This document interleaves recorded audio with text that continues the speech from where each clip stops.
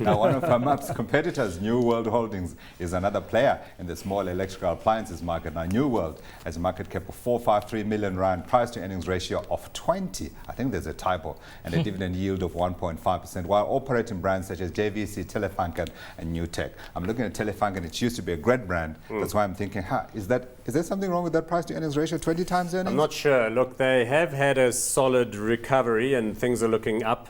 Look, it's an old business as well. Speculative. Henry Goldberg established this business back in the 1950s. His sons, Michael and Jeffrey, are the sort of joint CEOs. Same model, really, that we had before. And again, they've used outsourced manufacture. They don't manufacture much of this stuff here anymore in the country.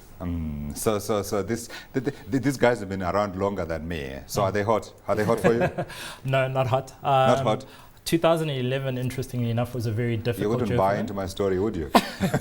It was a very difficult year in terms of earnings, even though we've seen other companies in the sector actually doing quite well, which is actually why that PE of 20 isn't overstated. It actually is at 20. It is at 20. It is at 20. Thank you for clarifying. We have concerns around succession in terms of management for the business, coupled with valuations. I'd probably be leaning on not hot. Not hot. Not hot at all. For you, Paul? The only other little piece there is that I think they actually have the distribution license for some liquor brands, which changes the mix a little bit.